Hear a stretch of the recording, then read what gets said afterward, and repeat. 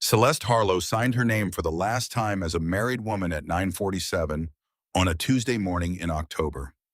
The pen moved across the paper with a steadiness that surprised even her. 3 years of marriage reduced to a signature. 3 years of building something she believed in, dismantled in a conference room that smelled like furniture polish and defeat. Her lawyer, Margaret Forsyth, slid the final page across the mahogany table without ceremony. Preston's attorney collected the documents with practiced efficiency. Preston himself sat across from Celeste and did not look at her once. Not when she entered the room, not when she signed, not when she stood to leave. He had already moved on in every way that mattered. She was simply the last piece of paperwork. Outside the law office on Michigan Avenue, Chicago moved at its ordinary Tuesday pace. Taxis, commuters, a food cart steaming in the October chill. The city did not know or care that Celeste's world had just been folded into thirds and filed away. She stood on the sidewalk for a long moment, her coat unbuttoned, the cold air hitting her chest like a hand pressing flat against her sternum. She walked 3 blocks north, turned into a pharmacy, bought a bottle of water she would not drink. The bathroom at the back of the store was single occupancy. She locked the door, pulled the paper bag from her purse with hands that had finally started to shake. She had purchased the test 4 days ago and carried it unopened, unwilling to look at what she already knew. She had wanted to wait until after the divorce was final, until she had no more obligations to anyone named Harlow except herself. 3 minutes. She set the test on the edge of the sink and stared at the water-stained ceiling. She counted the tiles. She listened to the muffled sound of the pharmacy beyond the door, the mundane music of a Tuesday afternoon. Someone buying cold medicine, someone picking up a prescription. No one standing in a locked bathroom, watching their life reshape itself around a small plastic stick. 2 lines. Celeste looked at the result for a long time without moving. 6 weeks, maybe 7. Conceived sometime during the last stretch of a marriage that had already been dying back when she and Preston still shared a bed out of habit rather than desire, back before she found the files. She picked up the test, broke it apart carefully, methodically, the way she approached every problem that required precision. She wrapped the pieces in paper towels, pressed them to the bottom of the trash bin under other discarded things. She washed her hands, dried them, checked her reflection in the spotted mirror above the sink. The woman looking back at her was composed, pale but composed. Celeste had learned composure the way other people learn languages, through repetition and necessity, until it became the thing she reached for first in any crisis. She unlocked the door and walked back out into the ordinary afternoon. She did not call anyone. She walked the 6 blocks back to the small apartment she had moved into 3 months ago, when she had finally accepted that the house on Elm Street, the house she had helped renovate, the house where she had believed she was building a life, belonged to a version of herself she no longer recognized. The apartment was clean and quiet and entirely hers. She had arranged it with care. Books on actual shelves. A small kitchen with good knives and a coffee maker she trusted. A desk near the window where she did her accounting work. Freelance contracts she had been quietly cultivating for 2 years. A professional safety net she had laid without fully admitting to herself why she needed one. She sat at that desk now and did not work. She sat and thought about the arithmetic of her situation with the same methodical precision she brought to any set of numbers that needed to balance. Preston did not know about the pregnancy. Preston would not know. That much was decided before she had even opened the box. She would figure out the rest, the how and the what and the where of it, on her own timeline. She had learned the hard way that waiting for Preston to be part of any solution only made the problem larger. She had learned other things about Preston too, things that had arrived in her life with the particular cruelty of information that cannot be unknown. 6 weeks before filing for divorce, Celeste had been reconciling the books for one of Preston's development projects, a task he had asked her to take on 18 months into their marriage, when his regular accountant had quit without notice. She was good at it. She was good at finding what did not belong, at reading the spaces between numbers that were supposed to add up and noticing when they did not. She had found the discrepancies on a Thursday evening in August. Not immediately, not all at once. Numbers rarely confess cleanly. They required patience and a willingness to follow each thread to where it ended. What she found when she finally reached the end of each thread was that Preston had been systematically siphoning funds from 3 separate client escrow accounts. Not large amounts at first. Small withdrawals, the kind that blurred easily into operating expenses if you were not looking carefully. But over 14 months, the total had accumulated to just over $400,000. And the documentation, the contracts and transfers that justified the movement of that money bore Celeste's name as the accountant of record. She had not signed those documents. She understood immediately that she had not needed to. Preston had her signature on file from legitimate work. Replicating it on fabricated paperwork was not complicated for a man who had spent years constructing a professional image built more on presentation than substance. She had sat at her desk that Thursday evening with the evidence arranged before her and understood with absolute clarity three things. Preston had stolen from his clients. He had positioned her as the person responsible on paper. And the man she had married was not someone she had ever actually known. She did not confront him that night. She photographed every document. She backed up every file. She contacted Margaret Forsyth the following Monday and initiated divorce proceedings. She said nothing to Preston about what she had found because saying something would have told him she had found it, and she had no way of knowing yet what he would do with that information. She found out later what he had done with the money. Not from Preston, from Vivian. Vivian Harlow was 27 years old and had been Celeste's sister for every one of those 27 years. She had Celeste's same dark hair and a brightness that Celeste had always considered the best version of what their family could produce. Vivian was careless with herself, sometimes impulsive in ways that Celeste was not, but she had never been cruel, or so Celeste had believed. The night before the divorce was finalized, Vivian had called. Celeste had almost not answered. She had been avoiding calls from most people in her life for the better part of 3 months, conducting her grief and her fury in private the way she conducted most things. She answered because some residual pull of blood in history overrode her better judgment. Vivian's voice on the other end was not the voice of someone calling to apologize. It was the voice of someone frightened. She told Celeste quickly, the words tumbling in a way that was not Vivian's usual rhythm. Anton Volkov had come to her apartment 2 days ago. Not alone. 2 men with him, the kind of men whose purpose is apparent without explanation. Volkov had asked about Celeste. Specifically, he knew she was Preston's wife. He knew she was his accountant. He wanted to know where she lived, what she knew, and whether she had made copies of anything. Vivian had told him nothing. She was calling to warn Celeste. Celeste had listened to this information standing in the kitchen of her small apartment, very still. Then she said with careful evenness that she appreciated the call and ended it and blocked the number. She spent the following hour telling herself that Vivian was being dramatic, that this was an exaggeration born of guilt, a manufactured urgency designed to create a reason for contact that Celeste had otherwise denied her. Preston gambled. Preston had debts. But Anton Volkov was a name associated with things that happened in other people's lives, in news stories and crime dramas, not in the ordinary machinery of a failed marriage in Chicago. She almost believed it. That night at 11:43, 3 men came to her door. She heard them before she saw them. Heavy footfalls in the hallway outside her apartment, too deliberate, too coordinated for ordinary neighbors returning home from an evening out. She was already moving toward the window before her conscious mind had fully registered the threat. She looked through the peephole. Vivian was in the hallway, her face a color Celeste had never seen on a human face before, something between ash and panic. Behind Vivian, filling the narrow corridor, 3 men in dark clothing advanced with the unhurried confidence of people who did not expect to be stopped. Vivian's mouth formed words against the door. The sound came through, muffled and fractured. Something that might have been run. Something that might have been the beginning of her name. The door shook. Not a knock. A kick. The frame cracked along the left side. Celeste did not think. Thinking would have slowed her down. She crossed the apartment in 4 steps, threw up the window that always stuck, fought it with both hands until it gave and climbed through into the cold night air. The fire escape outside her window was iron and rust, and 3 stories above the alley below. She did not look down. She climbed, hands gripping the rail, feet finding the steps by feel. Above her, through the open window, she could hear the men inside her apartment, the crash of something overturned. Voices in a language she did not recognize, clipped in businesslike people who had done this before and knew how it was supposed to go. She hit the alley pavement and ran, not toward any particular destination.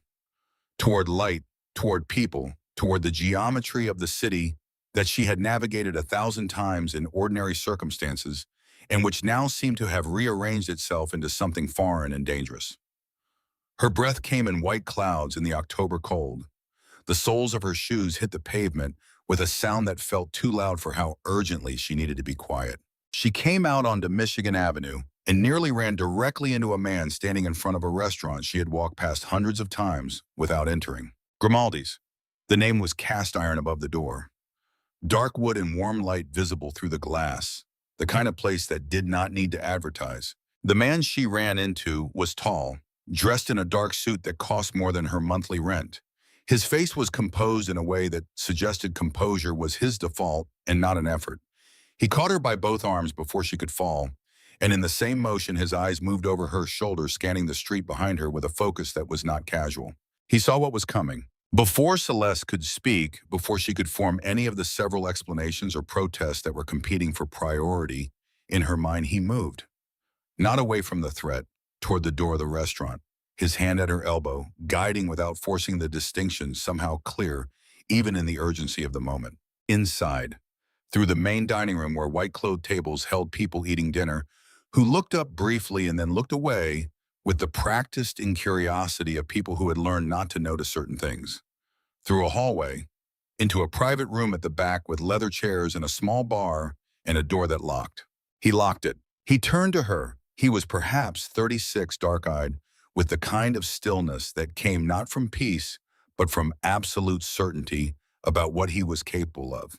He did not look alarmed. He looked like a man who had accounted for this possibility and had already moved past the reaction into the response. He said his name, Leandro Grimaldi. He poured something amber into a glass without asking and set it on the table near her and said simply, "Drink this." She said she did not know him. He said she did not need to. She needed to breathe and then she needed to think, and the whiskey would help with both. She drank it. The burn went straight through the cold that had settled in her chest during the sprint from her apartment, and something in her body registered that she was for the moment not being chased. He made a phone call, brief, quiet, in a voice that did not rise. He asked someone named Rafe to find out who had sent Volkov's men to an apartment on Addison Street. He said to have a car available at the back of the building in 10 minutes. Then he looked at her with the kind of attention that took in more than was visible. He asked if she was hurt. She said no. She said she did not understand what was happening. She said she did not understand how 3 men had come to her apartment door, or who they were or what they wanted. He was quiet for a moment. Then he said her name, her full name, Celeste Harlow. She had not told him her name. She felt the room reorganize around that single fact, the way a room reorganizes when someone turns on a light you did not know was missing. He did not make her ask. He explained it the way he seemed to do everything economically without drama, as if the information were simply a series of facts that needed to be transferred from one person to another. He had been aware of Preston Harlow for 3 weeks. Preston had used several properties in a real estate development on the north side of Chicago as collateral for a debt with Anton Volkov. Those properties sat within territory that Leandro Grimaldi considered his. That was not a legal designation. It was an older kind of agreement, the kind built on consequence rather than contract. Preston had used those properties without Leandro's knowledge, which was not merely an oversight. It was a violation. Leandro had been working to resolve that situation quietly. In the course of that work, he had learned what Preston had done with the money. He had learned that the escrow funds Preston had stolen came from accounts managed by Celeste. He had learned that Celeste's signature appeared on falsified documents she had never actually signed. Volkov knew this too, and Volkov was not interested in Preston's accounting irregularities as a matter of justice. He was interested in Celeste because she was the only living person who understood the full structure of what Preston had done, the only person who could read the documents and explain what they meant and who had constructed them and why. If Volkov needed to silence that kind of knowledge, he had his methods. Celeste listened to this without speaking. She was very good at receiving information she did not want. When he finished, she said, "Why are you telling me this?" He said, "Because Volkov sent 3 men to your apartment tonight, and they were not going to ask you politely." She said, "And what do you want from me?" He said, "Nothing that you have. I want Volkov to understand that he does not operate in my city without my permission. Helping you is a consequence of that, not a favor." She believed him. She was not entirely sure why. Something in the precision of it. He was not performing concern. He was describing a problem and its resolution the way an engineer describes a structural fault and its repair. Rafe called back within 7 minutes.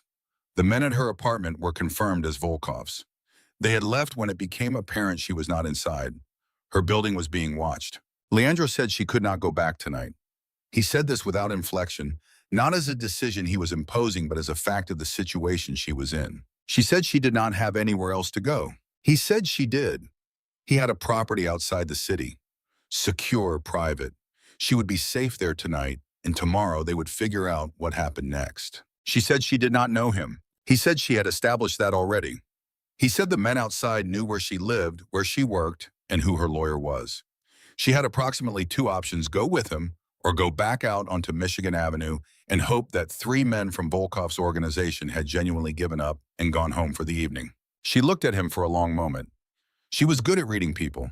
It was part of the same skill set that made her good at reading numbers, the ability to notice what did not align, to find the small inconsistencies that revealed a larger pattern. Nothing in Leandro Grimaldi's presentation suggested a man who said one thing and meant another. He was, she suspected, the most honest person she had encountered in months, and he was honest about being dangerous. He said one night, the car waiting behind the restaurant was black and made no sound worth noticing. The driver was a large, composed man with watchful eyes whom Leandro addressed as Rafe. He opened the rear door for Celeste without being asked. She got in. They drove north and then northwest, through the city, and then out of it, the lights of Chicago thinning and giving way to suburbs, and then to countryside, old roads lined with oak trees that had been growing longer than anyone in the car had been alive. Celeste watched it all through tinted glass and said nothing for a long time. Then she asked, "How did you know it was three men?" Leandro said, "I counted." The estate at Lake Forest sat at the end of a long private drive, stone and dark glass, lit from below in a way that was restrained rather than ostentatious, the kind of property that did not need to announce itself. An oak forest pressed in on three sides. The fourth side faced a dark expanse that might have been a lawn or a field or simply darkness. Inside, Mrs. Aldridge was awake. She was a woman in her mid-60s with white hair pulled back, who carried herself with the unassuming authority of someone who had managed this house for a long time and had seen most things worth seeing. She showed Celeste to a guest room on the second floor without comment or curiosity. The room was done in soft grays and whites, a bed that looked like a cloud, an attached bathroom with thick towels and soap that smelled like cedar. Celeste locked the door behind her, checked it twice, then sat on the edge of the bed and allowed herself briefly and in private to shake. She had been attacked in her own home. She had fled across a fire escape 3 stories above an alley. She had been rescued by a man who was, by his own candid admission, the kind of man other dangerous men were careful not to cross. Her ex-husband of 6 hours was connected to organized crime debt. And somewhere in the architecture of all that chaos, she was carrying a child she had not told anyone about. She sat with all of it for a while, then she took out her phone. She had 17 missed calls. Numbers she did not recognize. Vivian 3 times. Margaret Forsyth once. She did not call any of them. She turned the phone off and set it on the nightstand like something she was done with for the evening. She lay back on the bed without undressing. Through the ceiling, she could hear nothing. The house was very quiet, the silence of a place that had been built to keep the world out. She put her hand on her stomach, a small private gesture, an acknowledgement. Then she got up. She had not intended to, but the thing inside her that processed information and required certainty before it could rest was still running, and it needed one more answer before she could sleep. She went to the bathroom. The cabinet above the sink held the kind of practical supplies a well-maintained house kept stocked without being asked. She had noticed it when she first came in. A spare toothbrush, still in its packaging. Aspirin, bandages, and on the second shelf, a pregnancy test still in its box, the kind of items someone had once needed and the house had simply continued to provide in the years since. She took it. She already knew the answer. She had known it since the pharmacy that afternoon. But she needed to hold the certainty in her hands one more time before she crossed into whatever came next. Because once she left this estate and became someone else in some other city, there would be no going back to this moment, and she wanted to carry the truth with her consciously rather than let it follow her like something unexamined. 2 lines again. The same answer in a different bathroom in a house belonging to a man she had known for 4 hours. She wrapped the test in tissue and dropped it in the wastebasket under the sink.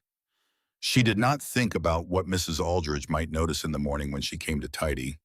She did not think about anything except that she knew what she was carrying, and she was choosing to carry it forward alone. She went back to bed. She closed her eyes. She thought about the road ahead, long and unmarked, leading somewhere she could not yet see.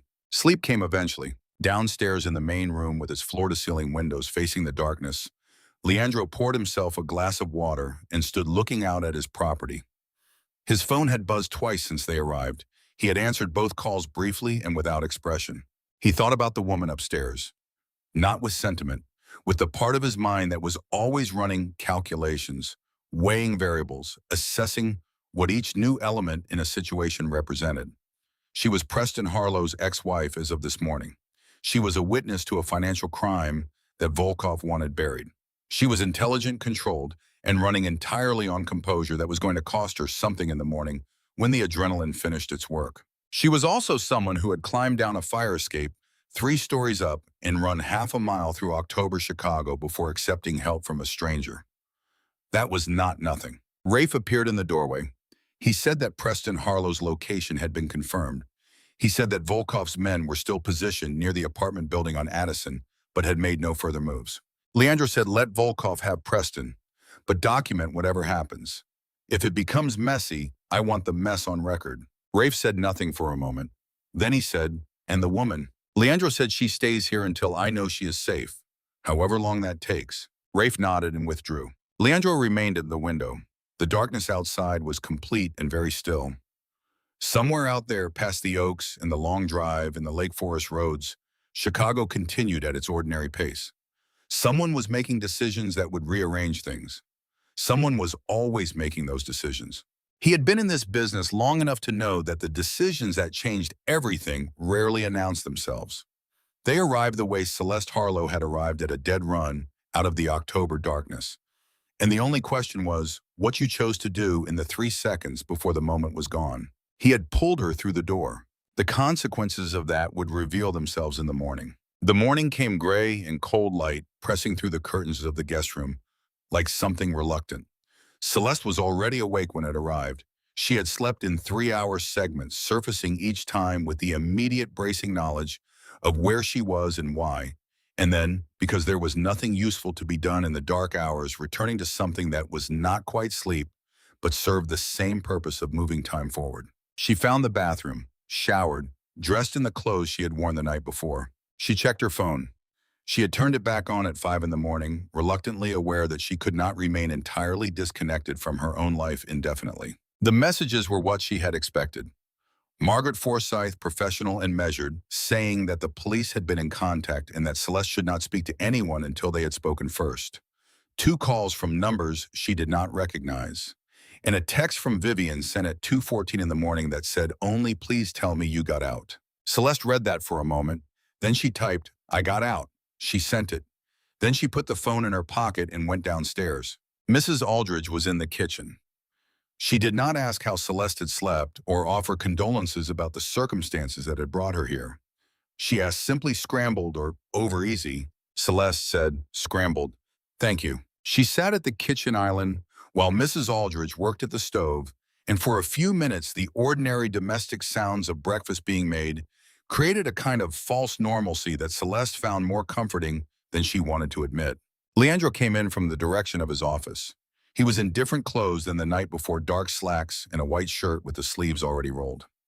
He looked like a man who had not slept much, but did not consider that a problem. He poured coffee into 2 mugs and set one near Celeste without asking. She said, "Preston is dead." It was not a question. She had known the way you know certain things before they are confirmed through the accumulation of evidence rather than any single revelation. He said, "Yes. Last night around 3, it was quick." She waited. He said, "Volkov's people. The debt was overdue and the window for negotiation had closed before we got involved. I am sorry that it happened." She looked at her coffee. She had loved Preston once. Not recently, but once at the beginning, she had believed in the version of him that he had presented to her, and she had married that version with genuine intention. The version she had discovered in August was a different person who had worn the original's face, and she had processed her grief for the original quietly during the months of separation. There was not much left to spend now, but there was something, a small, complicated residue. She said you said it was quick. He said yes. She nodded. That was something at least. He sat across from her with his own coffee and said there is something else you need to know. She said, tell me. He said the police contacted Margaret Forsyth early this morning. They found your fingerprints at the scene, the building where Preston's girlfriend lived. They want to speak with you. She set down her mug. She said, I have not been to that building. He said, I know. Volkov's people transferred the prints. It is not difficult if you have the right resources and a specific reason to need it done. They lifted your prints from paperwork at the accounting office and transferred them to a surface at the scene. Now you are a person of interest in your ex-husband's death, and you have no alibi for last night that does not involve being here. She understood the full shape of it now. All of it, the original framing through the financial documents, and now this, the continuation of the same strategy. Volkov was not simply trying to silence her. He was building a structure around her, a legal architecture designed to keep her occupied and discredited and unable to speak clearly about what she knew. A woman charged with her ex-husband's murder was not a credible witness to anything. She said, what do I do? He said, you disappear. Temporarily, long enough for me to resolve the situation with Volkov and for the evidence to be properly reviewed and cleared. She said, running makes me look guilty. He said, staying makes you accessible. And Volkov still has people in the city who will not wait for the legal process to reach its conclusions. She was quiet for a moment. Then she said, you want me to leave Chicago? He said, I want you to be alive in 6 months. The method is secondary. Mrs. Aldridge set a plate in front of her. Perfectly scrambled eggs. Toast. The smell of it reached something in Celeste's body that had been operating on pure adrenaline and reminded it that she had not eaten since yesterday morning. She picked up her fork. She thought about the arithmetic of her options. They were not complicated, even if they were difficult. She said, where? He said, Boston. I have a property there, an apartment in a neighborhood where no one will look for you. I can arrange documentation, a new name, enough money to live on until we can resolve this properly. She said documentation. He said a driver's license, social security number, bank account in the new name. Everything you need to live a quiet and unremarkable life while this is settled. She looked at him across the kitchen island. She said, and in exchange for all of this, he said nothing. This is not a transaction. Volkov has been operating in my territory, and now he has moved against someone who had no part in his business arrangement with your husband. That is a problem for my operations regardless of you. Helping you is a correction, not a favor. She said, what name? He said, that is your choice. She said, Emma McCalloway. He said, good. I will make the arrangements. You leave tonight. She ate her eggs. They were, as Mrs. Aldridge had implied, without quite saying very good. That afternoon, Leandro's assistant arrived with clothing practical and well-chosen, the kind of things a woman might pack if she had time and presence of mind, which Celeste had not had. She changed in the guest room. She stood in front of the mirror for a moment and looked at herself. Emma Calloway looked back. The same face, dark hair, steady eyes. A woman who had signed divorce papers yesterday morning and was leaving the state under an assumed name tonight, carrying a secret she had not yet decided what to do with. She placed her hand on her stomach once briefly, then she dropped it. She packed the new clothes into a bag the assistant had provided. She left everything else behind. Her phone she turned off and left on the nightstand. Wherever Emma Calloway was going, Celeste Harlow could not follow. At dusk, Rafe brought the car around. Leandro was in the foyer when she came downstairs. He had an envelope that he handed to her without ceremony. Inside was a driver's license with her photograph and the name Emma Calloway, a bank card, and a folded piece of paper with an address in Boston's Newbury Street neighborhood. He said the apartment is furnished. The account has enough to cover 6 months comfortably. There is a bookstore 2 blocks away that is looking for someone reliable. The owner is a reasonable man. She put the envelope in her bag. She looked at him for a moment. She said, why did you pull me through that door last night? He was quiet for a second, not because he did not have an answer. She could see that he did. He was deciding how much of it to offer. He said because they were going to take you somewhere you would not have come back from. And I was standing there. She nodded. She believed that too. She said 6 months. He said maybe less. I will be in touch. She walked out through the front door of the Lake Forest estate into the cold evening air. The oaks were losing their leaves gold and brown and dark red turning in the last light. The car was waiting. Rafe opened the door. She got in without looking back. The drive to the highway took 20 minutes through roads she did not know. Then the highway opened up, and Chicago fell away behind her, the skyline visible for a few minutes in the side mirror before the distance swallowed it. Celeste Harlow watched it go. Emma Calloway looked at the road ahead. Somewhere between those two women, a third possibility was already taking shape. Quiet and unannounced, a future she had not chosen and could not yet see the contours of. She put her hand on her stomach one more time in the darkness of the back seat where no one could see. Then she straightened, clasped her hands in her lap, and watched the distance grow between herself and everything she had known. Boston arrived in the small hours of a Wednesday morning, the city quiet and salt-smelling, the Charles River visible for a moment from the highway before the car turned onto surface streets and the water disappeared behind buildings. Rafe navigated without speaking. Celeste watched through the window as the neighborhood shifted the unfamiliar geometry of a city she had visited once briefly years ago for a conference she barely remembered. The apartment on Newberry Street was on the third floor of a brownstone that had been standing since before either of them was born. The building smelled like old wood and radiator heat. The apartment itself was small and clean and furnished with the kind of quiet taste that suggested someone had thought about it without overthinking it. A bed, a desk, a kitchen with enough equipment to be functional. Books on the shelves, actual books left there deliberately. A window that faced east and would catch the morning light. Rafe showed her how the locks worked. He left a number written on a card on the kitchen counter. He said simply that someone would be in touch, and then he was gone, and the apartment was very quiet, and Celeste was entirely alone in it. She did not sleep that night. She sat in the chair by the east window and watched the Boston darkness and allowed herself in the privacy of a city where no one knew her name to feel the full weight of everything that had happened in the previous 36 hours. She did not cry. She was not built for crying as a primary response. She felt things with a depth that sometimes surprised her, but she processed them internally. The way pressure builds in a structure and redistributes itself through the load-bearing elements in the building stands. By morning, she had processed enough to move. She walked the neighborhood in the early light, found the bookstore 2 blocks away, a narrow place called Aldgate Books with a hand-lettered sign and a front window full of carefully arranged paperbacks. She went in. The owner was a man in his late 50s named Gerald, who shook her hand without excessive friendliness and asked if she had experience with inventory systems, and she said yes, and he said she could start Monday. She started Monday. Emma Calloway built her life the way Celeste Harlow had built everything worth building, carefully, practically one reliable element at a time. She learned the neighborhood.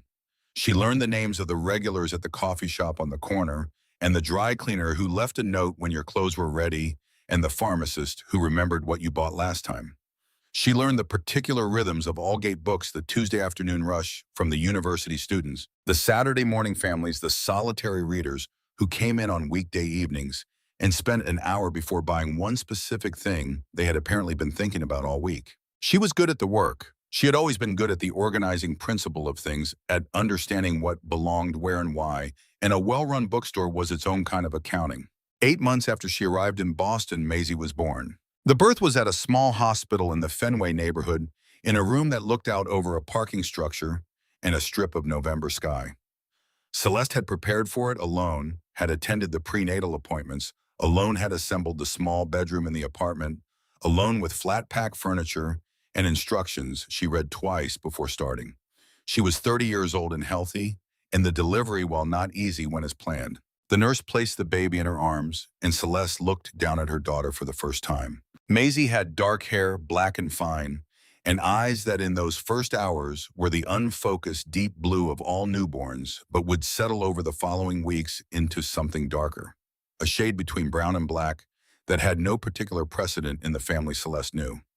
She had a determined mouth, a small jaw set with a firmness that seemed willful for someone 17 hours old, and a way of turning her head towards sound that suggested she was already paying close attention to the world and finding it worth the effort. Celeste held her for a long time. She did not examine in those first days the arithmetic of Maisie's parentage. She had done that arithmetic in the apartment on Newberry Street during the early weeks of the pregnancy at 2 and 3 in the morning, running the timeline with the same precision she brought to any set of numbers. The conclusion she had arrived at was one she had decided to hold carefully. The pregnancy test in the estate bathroom, the night she had left, the only night that fell within the window. She had told herself during those long, dark hours that the timeline was close enough to include Preston, that certainty was not the same as probability, that raising a child alone in a new city under a new name was complicated enough without adding the particular complication of contacting a man whose world she had specifically been helped to escape. She had made a decision. She was living with it. She told Maisie, when Maisie was old enough to ask where she came from, that her father was not in their lives, but that this did not mean anything was missing, that some families were built differently, that what they had was enough. Leandro called the first month, and then the second, and then the third. Always brief, always the same professional, remove checking that the arrangements were functioning, that the account was adequate, that there were no problems requiring his attention. Celeste answered each call in the same register, confirming that things were fine, that she was managing, that Boston suited her. She did not tell him about Maisie. The calls became less frequent in the second year, monthly, then every other month. In the third year, they arrived quarterly, then once, and then a gap of 5 months, and then another call that was shorter than usual, and then nothing. The nothing lasted 2 years. Celeste told herself it was the natural conclusion of an obligation fulfilled. She understood this intellectually with complete clarity.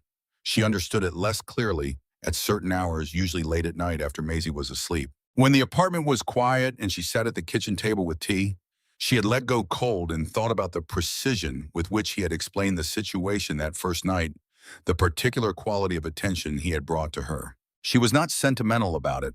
She was honest with herself about the fact that it was there, and then she put it somewhere she could carry it. Maisie grew the way children grow, in increments that seemed invisible day to day, and then suddenly enormous when Celeste looked at a photograph from 6 months ago. She grew into herself with a character that was entirely her own, a combination of traits that Celeste cataloged with the same attentiveness she brought to everything she cared about. The stubbornness was apparent early. At 2 years old, Maisie refused to wear matching socks because she found the symmetry unsatisfying. She had opinions about this. She expressed them clearly. Celeste did not argue. She had sufficient respect for a clearly held position to recognize that some battles were not worth the cost of winning. At 3, Maisie became deeply interested in dinosaurs, not casually interested, committed in the way of someone who had found a subject worthy of their full intellectual engagement. She could identify 17 species by their correct names before she could reliably tie her shoes. She narrated her knowledge to anyone who would listen, and to some people who were only pretending to. She had a stuffed rabbit she carried everywhere, a tan cotton thing with one ear slightly longer than the other that she had named Mr. Hops, and she treated him as a fellow traveler in all situations, including educational ones. At 4, she began asking questions about her father. Celeste answered them with the version of the truth she had decided on, consistent and calm. He was not here. He had not known about Maisie. He would not have been someone who could have been in their lives in the way a father needed to be. What they had, she and Maisie, was real and whole and enough. Maisie listened to this with careful attention, asked one follow-up question about whether he knew she liked dinosaurs, received the answer no, nodded as if this confirmed something she had already suspected, and went back to whatever she had been doing. It was the kind of exchange that cost Celeste more than she let show. In October, the month Maisie turned 5, she began to get sick. It started with tiredness, not the ordinary tiredness of a child who had run herself flat on a Saturday afternoon, but a deeper thing, a fatigue that was present in the morning before anything had happened to cause it. Celeste noticed it the way she noticed most things that were not quite right, a number that did not belong in a column, a pattern that did not fit the expected range. Then the bruising. Maisie fell in the park, an ordinary fall, the kind children recovered from in minutes with barely a pause, and the bruise on her knee was still vivid and spreading a week later. Another bruise appeared on her forearm with no clear cause. Then her nose bled during dinner, a long and difficult bleed that took 20 minutes to stop. Celeste took her to their pediatrician on a Tuesday morning. The pediatrician was thorough and kept her expression carefully neutral and referred them to a specialist. The specialist referred them to Dr. Caroline Steele at Boston Children's Hospital. Dr. Steele was a hematologist in her mid-40s, with a direct manner that Celeste appreciated in a way of delivering difficult information that suggested she had considered how to do this carefully. She ran a comprehensive blood panel and a bone marrow biopsy, and then asked Celeste to come in for a consultation without Maisie. Celeste arranged for Gerald from the bookstore to sit with Maisie for the morning. She drove to the hospital. She sat across from Dr. Steele in an office that had a child's crayon drawing tacked to the bulletin board slightly crooked and listened. The diagnosis was a rare bone marrow disorder. The marrow was producing insufficient healthy blood cells. Without intervention, the condition would continue to deteriorate. It was not a rapid decline, but it was a consistent one, and the endpoint of a consistent decline in a 5-year-old was not a place Celeste was willing to allow her mind to go. Treatment options, transfusions in the short term to manage symptoms, but these were maintenance, not solution. The definitive treatment was a bone marrow transplant. The challenge was compatibility. Maisie's genetic markers were specific enough that finding a match in the general registry was statistically unlikely. The best odds were always with biological relatives. Dr. Steele said this with the careful phrasing of someone who understood she was about to ask a question with complicated implications. She asked about Maisie's father's family. Celeste said that Maisie's father was deceased. She said this the way she said most things she had decided were the operational truth evenly without decoration. Dr. Steele nodded. She said they would test Celeste first, of course, and they would run the registry, and there were options to explore. But she wanted to be transparent that the narrower the genetic pool, the more important biological family became. Celeste submitted her own blood for testing. She drove home through October Boston the same month she had arrived here 5 years ago, the same quality of light on the old brick buildings, the same smell of salt and coming cold.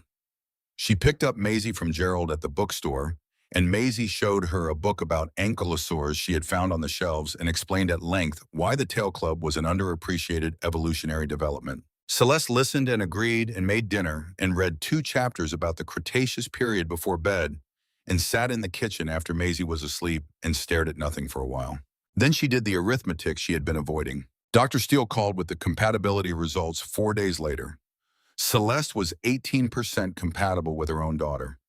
18% was not a transplant.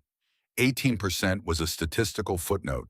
She sat with the phone in her hand after the call ended, and the number arranged itself against the others she had been avoiding: the timeline, the hair, the eyes, the particular way Maisie set her jaw when she had made up her mind about something, the pregnancy test in the estate bathroom, the morning she had left. She had told herself for 5 years that certainty was not the same as probability. 18% removed that argument entirely. She opened the drawer in the kitchen where she kept things she had not decided what to do with. Under a takeout menu and a spare key to the bookstore and a birthday card from Gerald, there was a phone. Old. Black. The battery would be dead. It needed a specific charger she had kept without examining why she kept it coiled in the same drawer for 5 years, like something she was not ready to throw away, but could not quite justify keeping. She found the charger, plugged it in, waited. It took 40 minutes for the phone to hold enough charge to power on. When it did, the screen lit up with years of accumulated notifications, messages and calls, and reminders from a life she had exited in October 5 years ago. She did not look at any of them. She opened the messages. She found the contacts she had never deleted. She stared at the name for what felt like a long time and was probably 90 seconds. She typed, "I need help. My daughter is sick, and I do not know what else to do." She sent it. She set the phone on the kitchen table and waited with her hands flat on the surface. The phone rang 28 seconds later. She picked it up. He said her name. Just her name. Not Emma. Celeste. The way he had said it that first night with the same precision, as though it were a fact he had continued to hold accurately in his possession across all the intervening years. She said, "My daughter needs a bone marrow transplant. I am not a compatible donor. She needs someone from her biological family." He said, "Tell me everything." She told him all of it, that he needed to know the diagnosis and the markers and the compatibility numbers and the registry search that had come back without a suitable match. She told him that Maisie was 5 years old. She told him the month she was born. There was a silence on his end that lasted perhaps 4 seconds. She counted. Then he said, "I will handle it. Give me 3 days." She said, "Leandro, I cannot ask you to." He said, "You did not ask me. I am offering 3 days. The call ended. She sat in the kitchen for a long time after. She thought about what she had just done. She thought about what it meant. She thought about the arithmetic she had been avoiding and where it led and what it would require of her when he arrived, because she understood with a certainty that settled in her chest like something solid that he would arrive. She thought about the 4 seconds of silence. 2 days and 14 hours after the phone key, Dr. Steele called Celeste at the bookstore. She said that a potential donor had appeared in the expanded registry system. Not through the standard channels, through a direct contact to the hospital, someone who had accessed the expanded international database and cross-referenced it with Maisie's specific markers. The match was exceptional, 97.3%. In Dr. Steele's careful professional language, exceptional was the closest she came to the word impossible. The donor had already been in contact with the hospital. He was willing to proceed immediately. He had requested to meet Celeste and Maisie before the procedure, which was unusual but not unheard of in living donor situations. Dr. Steele said his name is Leandro Grimaldi. Celeste said yes, I know. She closed the bookstore early. She drove to the hospital. She sat in the parking garage for 11 minutes before going inside. He was already in the room when she arrived, standing by the window the way she remembered him standing, with the stillness of someone who did not require movement to occupy space.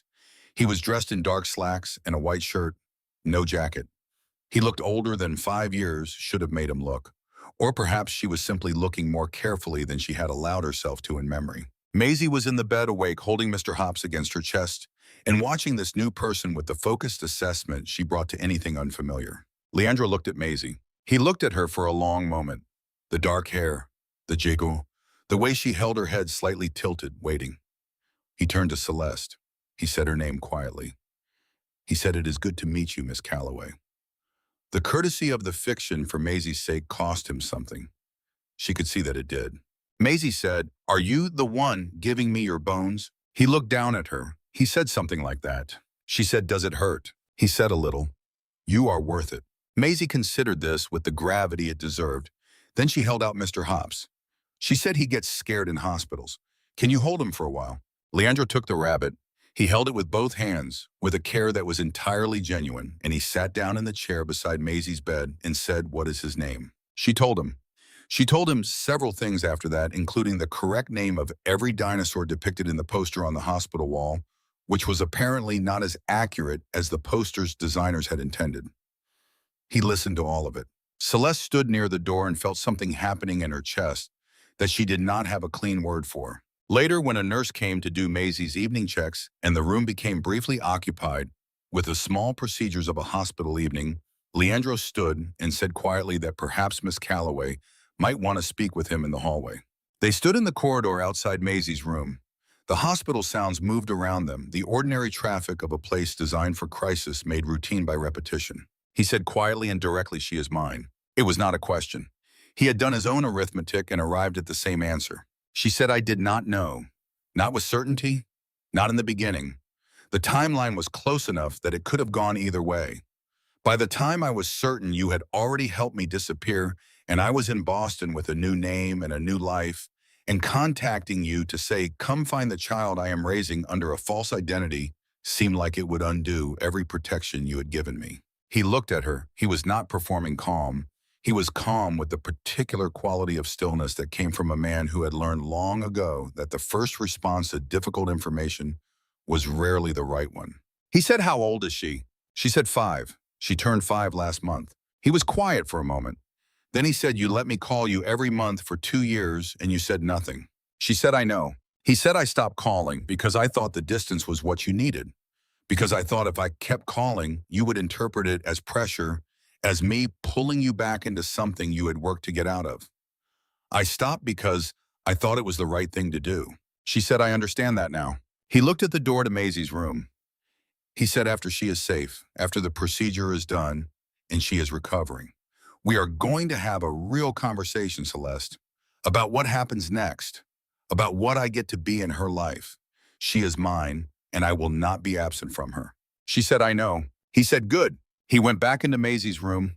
She heard from the corridor the sound of her daughter asking him whether he knew that the Pachycephalosaurus had a skull 9 inches thick, and whether he thought that was impressive or just impractical. And she heard faintly a sound from him, that was not quite a laugh, but was something adjacent to it. She stood in the hallway for another moment, then she went back in. The procedure was scheduled for the following morning.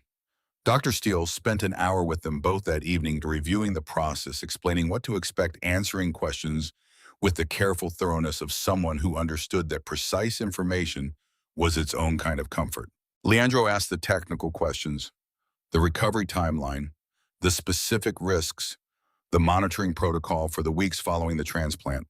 He asked them the way a person asks questions about something that matters to them, with full attention and without the half-listening that characterized people who were asking for appearances rather than answers. That evening, after Maisie had fallen asleep with Mr. Hops tucked under her arm, and the television showing a documentary about the Jurassic period that she had requested, and then lost consciousness during Celeste, and Leandro sat in the family area down the hall. A small room with institutional chairs and a coffee machine that produced something that resembled coffee if you did not examine it too closely. He said, "Tell me about her, what she likes, what she is afraid of, what makes her laugh." So Celeste told him. She told him about the dinosaurs and the mismatched socks and the made-up songs Maisie sang in the bathtub, full compositions, with verses and refrains about things she had observed during the day. She told him about Maisie's fierce and absolute conviction that Mr. Hops understood everything that was said to him and was simply choosing not to speak, which she found a reasonable position. She told him about the way Maisie approached new things, with that same careful assessment she had brought to Leandro when he walked through the door, that stillness before engagement, the decision to pay full attention before committing. He listened to every word. When she finished, he was quiet for a moment. Then he said, "She has your precision, the way she thinks before she speaks." Celeste said, "And your jaw, when she has made up her mind about something." He looked at her. She said, "I know what she is. I have known for a long time. I am sorry that I did not tell you sooner. I made a decision that was not mine alone to make, and I have carried that for 5 years, and I am sorry." He said, "You were protecting her. Given what I am and what I do, I cannot tell you the decision was entirely wrong, but I need you to understand that I will be in her life now, whatever form that takes, whatever we decide between us. She is mine, and I will not be absent from her." She said, "I understand that." He said, "Then we agree on the thing that matters most. The rest we figure out from there." Something shifted in his expression. Not softness exactly, something more like the decision to stop managing distance. He said, "Get some sleep, Celeste. Tomorrow is a long day." She went back to Maisie's room. She sat in the chair beside the bed and watched her daughter sleep in the flickering light of the Jurassic documentary, the small face quiet and unguarded, the dark hair spread against the pillow. She thought about the morning. She thought about what came after. She did not sleep. At 7:15 in the morning, they took Maisie into the procedure room. Leandro was in a separate suite down the hall already prepped. Celeste was not allowed in either room. She sat in the family waiting area alone. The television on this wall showed a morning news program she did not watch. The coffee machine hummed in the corner. Outside the windows, Boston was waking up in November gray, the sky the color of old pewter, the Charles River somewhere out there beyond the buildings. 3 hours and 20 minutes. She did not read. She did not look at her phone.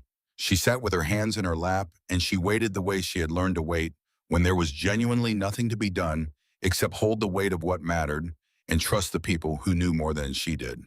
Dr. Steele came through the door at 10:40. She was smiling. Both procedures successful. Maisie had received the marrow.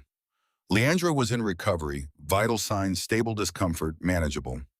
It would be weeks before they knew whether Maisie's body had fully accepted the transplant, but every early indicator was positive. Celeste said thank you. She said it twice. Dr. Steele said he asked about her before they put him under, whether she had Mr. Hops with her. After the doctor left, Celeste walked down the hallway toward Leandro's recovery suite. She knocked. A nurse opened the door.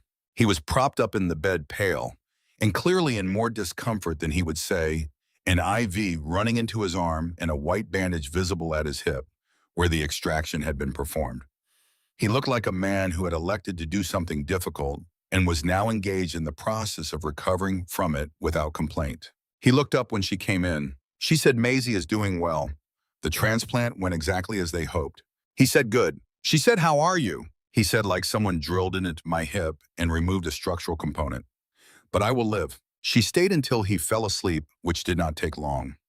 The anesthesia and the exertion of the morning pulled him under within 20 minutes, and she sat in the chair beside his bed in the quiet recovery room and watched the monitors and listened to the sound of the building around her. Then she went to find her daughter. Maisie was awake, groggy and pale, but awake. And the first thing she said when Celeste came through the door was, "Where is Mr. Hobbs?" And the second thing she said was, "Is the bone man okay?" Celeste said, "Mr. Hobbs is right here. And yes, the bone man is okay." Maisie said, "Good, because I want to tell him more about ankylosaurs when he feels better." Celeste sat on the edge of the bed and took her daughter's small hand in both of hers and held it and did not say anything for a while. She did not need to. The hand was warm. The monitors were steady. The marrow was doing what it was supposed to do. That was enough for today.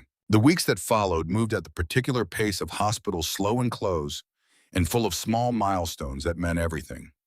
Maisie's color improved first, then her energy returning in careful increments, like a light being turned up by degrees rather than switched on all at once. Dr. Steele measured her progress in blood counts and marrow activity and used words like promising and encouraging, and then in the third week used the word responding, which was the word Celeste had been waiting for without letting herself say so. Leandro stayed. He had a hotel 4 blocks from the hospital. He arrived each morning before Celeste had finished her coffee and left each evening after Maisie was asleep. He brought books, not children's books purchased at the hospital gift shop with cartoon covers, but actual books from an actual bookstore chosen with the same attention he brought to everything. A comprehensive illustrated guide to prehistoric life that Maisie received with the reverence most children reserve for birthday presents.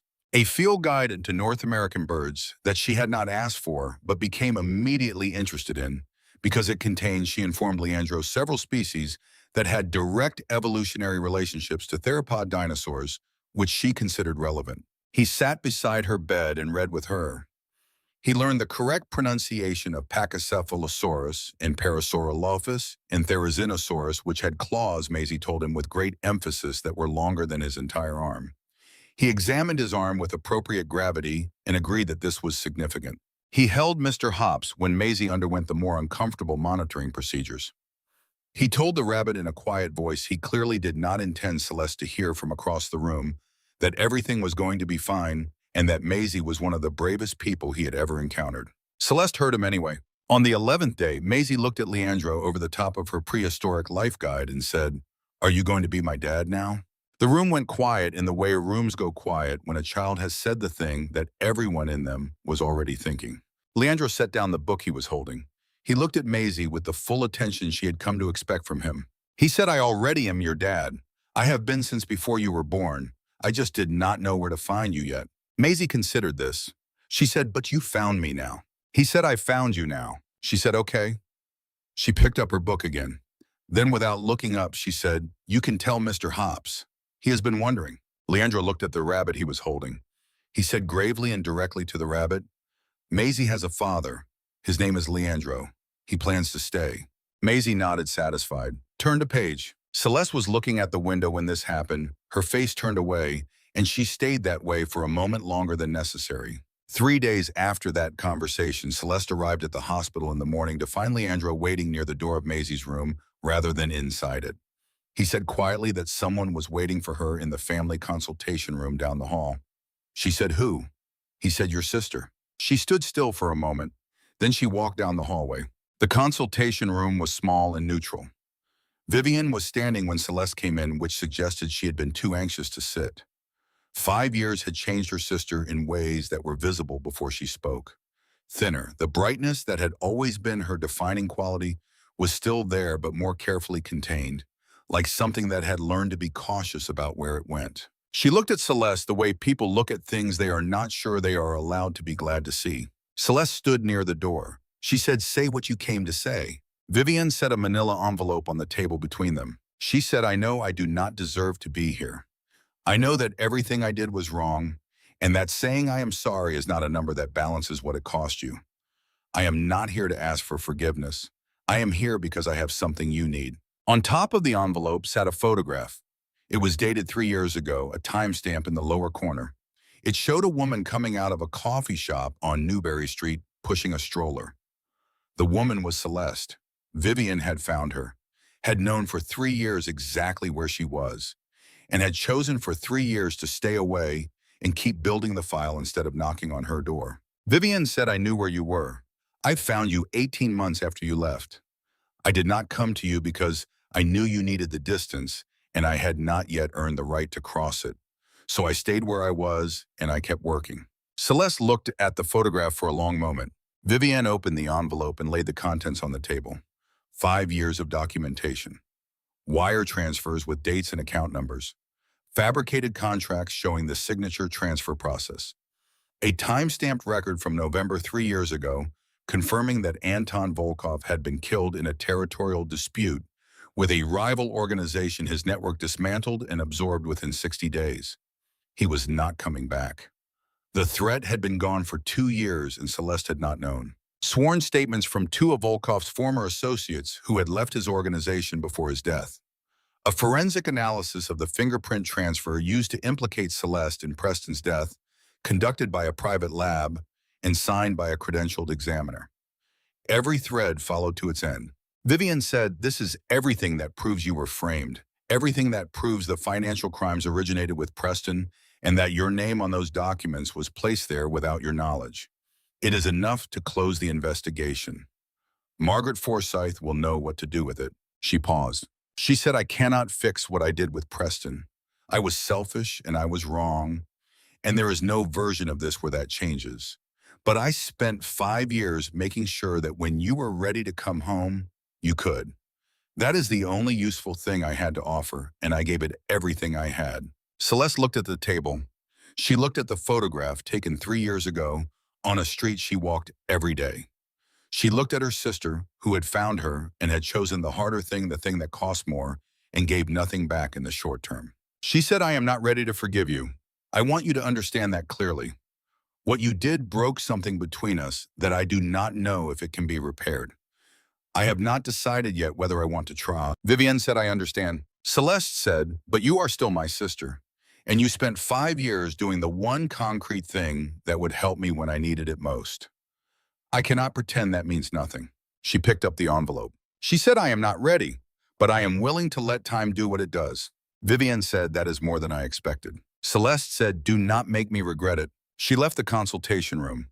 She stood in the hallway for a moment, the envelope in her hand, and breathed. Then she called Margaret Forsyth. Margaret Forsyth had been practicing law in Chicago for 31 years and had the particular composure of someone who had seen most categories of human complexity and had developed efficient systems for handling them. She listened to Celeste's summary without interrupting. She asked 3 clarifying questions. She said she would review the documentation and be in touch within 48 hours. She called back in 31. She said, this is comprehensive. Combined with the forensic evidence regarding the transfer of your fingerprints, which has apparently been sitting in the case file without being properly analyzed because no one had reason to look for it, this clears you entirely. I can have a formal resolution within 2 weeks of you returning to Chicago. Celeste said, I am not ready to return yet. Maisie is still recovering. Margaret said, of course. When you are ready, I will begin the preliminary work now. She said, thank you, Margaret. Margaret said, Celeste, it is very good to hear your voice. On the 22nd day after the transplant, Dr. Steele called Celeste into her office. She said the numbers are where we want them. The marrow is establishing itself. Her immune system is rebuilding. We are not finished. She will need monitoring for several more months, and we need to be careful about infection risk, but Celeste, the trajectory is good. The transplant is working. Celeste sat in the chair across from Dr. Steele's desk and pressed her hands flat on her knees and breathed through the thing that moved through her, which was not quite relief because relief implied a ceiling, and this had no ceiling. She let it be both open and enormous for a moment before she put it somewhere she could carry it. She said, when can she travel? Dr. Steele said, not yet. Another month of close monitoring here, then we can discuss transition to outpatient care closer to wherever you plan to be. Are you thinking about relocating? Celeste said, I am thinking about going home. That evening, after Maisie had been read to and had fallen asleep holding Mr. Hops in the prehistoric life guide open to a page about Triceratops, Celeste and Leandro sat in the family area at the end of the hall. The hospital was quieter at this hour. She told him what Dr. Steele had said. He nodded. He had been tracking the numbers himself each morning. She said, I spoke to Margaret Forsyth. She has reviewed Vivian's documentation. She can get the Chicago investigation formally closed within 2 weeks of my return. He said, good. She said, I want to go back. I have been in Boston for 5 years, and it has been a real life. But it has also been a life built on a name that is not mine, in a city I chose because it was far away, rather than because I wanted to be there. I want to go home. I want Maisie to have a home that is actually hers. He said, then come home. She said, I need to do this on my own terms. I need my own place at first. I need to reestablish myself as Celeste Harlow before I can figure out what comes next. She needs stability. She needs to understand what her life looks like. He said, I am not asking you to walk into my life, Celeste. I am asking you to walk into the city where you belong, and then we figure out the rest from there. There is no condition attached to that. She looked at him. She said, you are very different from what I expected you to be. When I got in that car 5 years ago, I thought I had a reasonable understanding of who you were. He said, and now? She said, now, I think I understood about a third of it. He said, the other 2/3 is not as complicated as you might think. She said, then tell me. He said, I run businesses. Some legitimate, some less so, though that balance has shifted considerably in the last 5 years. I keep my word. I do not involve people in my complications who did not choose to be involved. And I do not do things by half measures. When I commit to something, I commit entirely. That is most of it. She said, and Maisie. He said, Maisie is mine. That is not a complication. That is the clearest thing I know right now. She said, and me. He was quiet for a moment. He said, you have been the clearest thing I knew for 5 years, Celeste. I just did not have a way to say that, which did not sound like pressure. So I stayed where I was, and I was wrong about that. Staying quiet to protect someone is still making a decision on their behalf. I know that now. She looked at her hands. She said, we are going to have to do this very carefully, for her sake. He said, I know how to be careful. She said, and honestly, no more decisions made for the other person without telling them. He said, agreed. She said, then we will figure it out. He said, yes, we will. A month later, Dr. Steele signed Maisie's transfer paperwork. Outpatient monitoring could continue with a specialist in Chicago. The transplant was holding. The marrow was active and producing. Maisie was recovering, which was a different and much more important thing than simply being stable. The morning they left Boston, Maisie stood in the middle of the empty apartment on Newbury Street and turned a slow circle looking at the shelves where her books had been and the windowsill where she had kept a collection of small rocks in the kitchen where Celeste had made her breakfast for 5 years. She said, will I remember this place? Celeste said, yes. You will remember it the way you remember something good that ended the right way. Maisie thought about this. She said, like when a book is over, but it was a really good book. Celeste said exactly like that. Maisie picked up Mr. Hops from the last box. She said, okay, let us go find out what Chicago is like. They drove out of Boston on a morning in December, the city gray and cold behind them. Leandro drove. Celeste sat in the front passenger seat and watched the distance change. They did not talk constantly.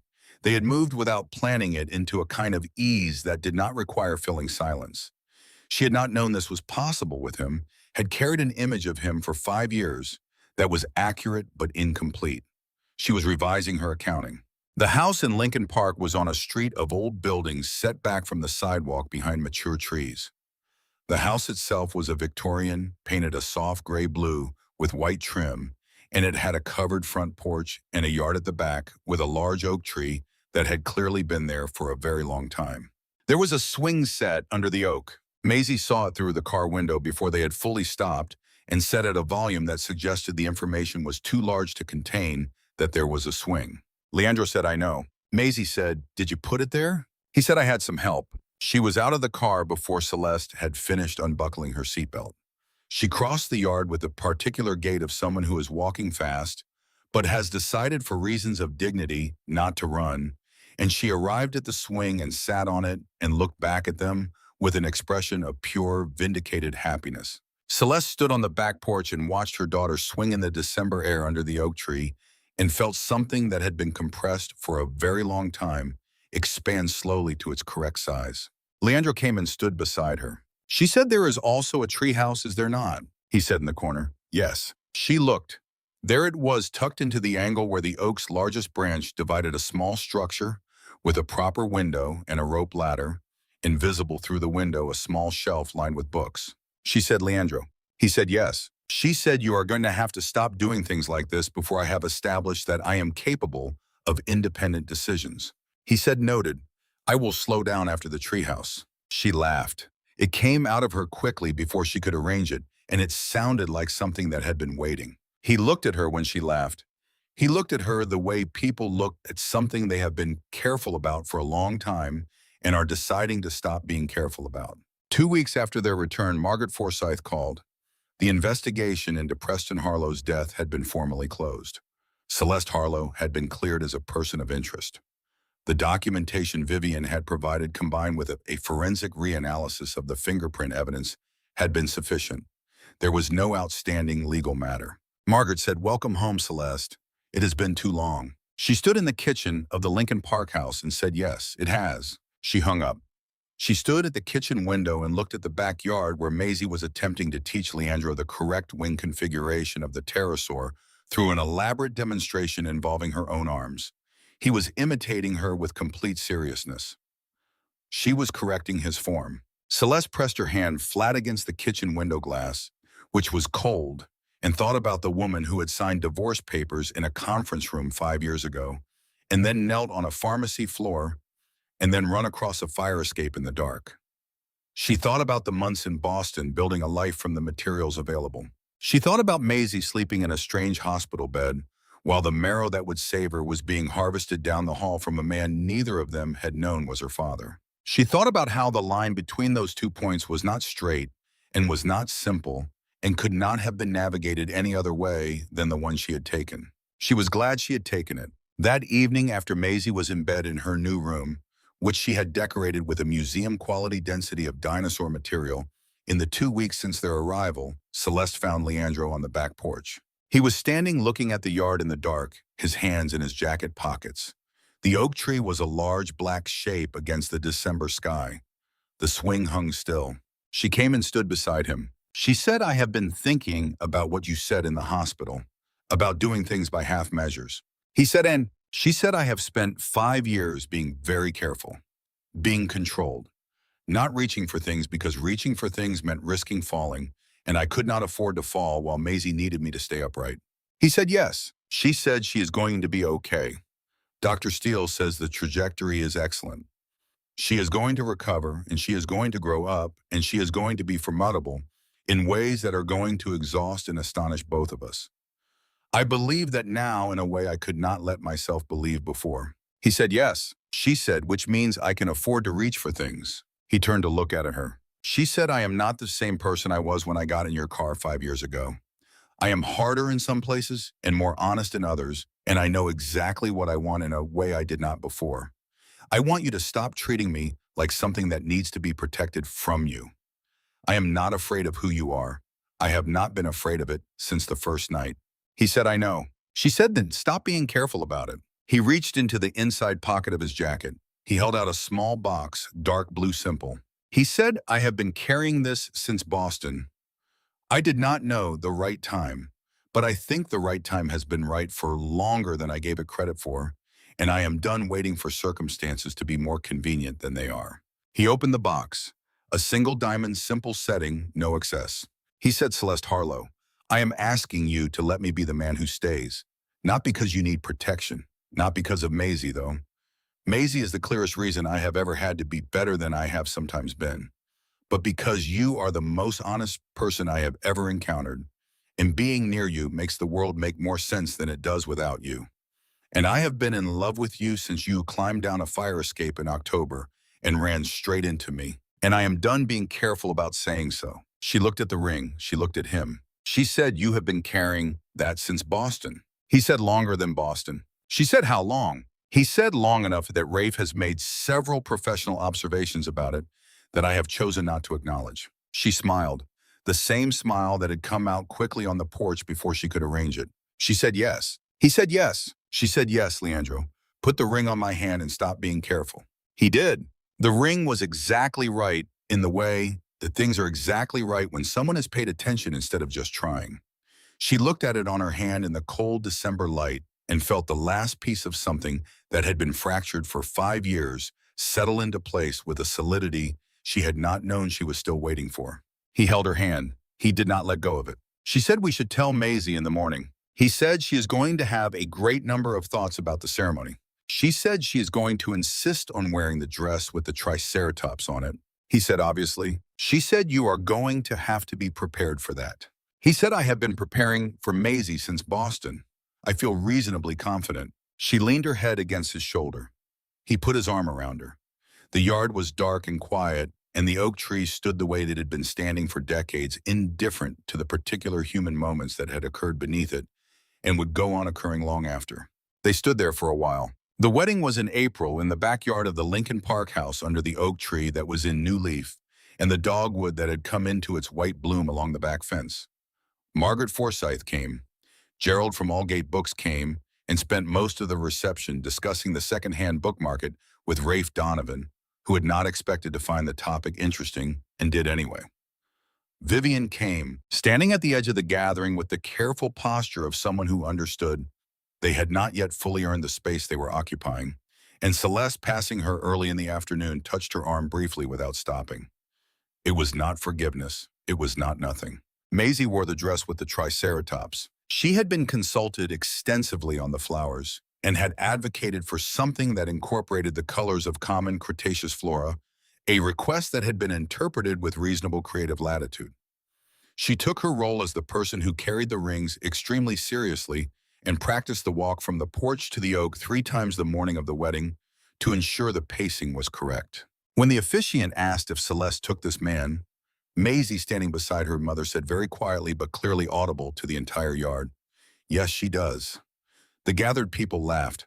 Celeste looked down at her daughter and felt the kind of love that has no clean ceiling. She said her vows. She had written them in the kitchen 2 weeks before in the early morning, before anyone else was awake. She said, "I was running when I met you. I did not know where I was going or what came next. I only knew that I had to keep moving. You pulled me through a door and into a room, and you told me the truth, and I think that is the most important thing you have ever done for me, because I had not been told the truth clearly in a very long time, and it reminded me what it felt like. Everything since then has been us trying to find our way back to that room. I am glad we found it. I plan to stay." Leandro said his vows without notes. He said, "I have spent 20 years being certain about most things. Certainty is a professional requirement in my line of work, and I developed it early. But I have never been as certain of anything as I am of you. Not of the work, not of the city, not of any calculation I have ever made. You are the clearest fact I know. You and Maisie. And I intend to spend the rest of my life making sure you both know it." When the officiant said the words that made it official, Maisie pushed between them and wrapped her arms around both of them at once, which was geometrically challenging, given the height differential. But she was determined, and Leandro lifted her, so the geometry worked, and Celeste put her arm around both of them and held on. Someone took a photograph. Later, much later, after the guests had gone and Maisie had fallen asleep on the porch swing, still in the triceratops dress with Mr. Hops in her arms, and had been carried to bed after the yard was quiet, and the oak tree held the last of the April light in its new leaves. Celeste stood at the kitchen window. She put her hand on her stomach. It was a gesture she had made twice before in her life, under very different circumstances. The first time in a pharmacy, alone, frightened, certain that no one could know. The second time in the back of a car in the dark, moving away from everything she recognized, carrying a secret forward into an unknown city. This time she was standing in her own kitchen in the house that was hers. This time the man in the other room was her husband.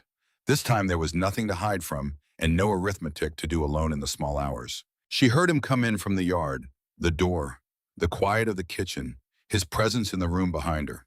She did not turn around immediately. She said, "I need to tell you something." He said, "Tell me." She turned. She set the test on the kitchen counter between them. He looked down at it. He looked up at her. He crossed the kitchen and took her face in both his hands and looked at her with that quality of attention that had never once felt like anything other than what it was, which was a man paying full attention to the most important thing in the room. He said, "Are you all right?"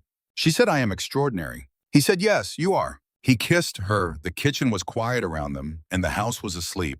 And outside, the April night was full of things growing in the dark, the way things grow when the hard season is finally done.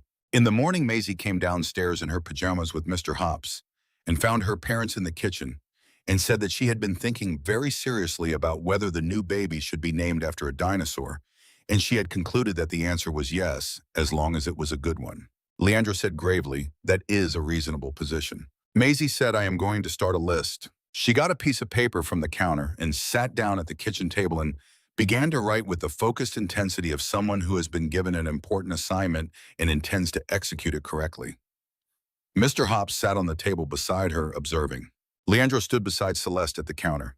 His hand found hers. She looked at her daughter at the table and her husband beside her, and the morning light coming through the kitchen window onto the backyard where the oak tree was old, and the swing set was new, and the treehouse had books in it waiting to be read. She thought, "This is the room I was looking for. This is where the running ended and the living began." She held his hand. She watched her daughter write. She stayed.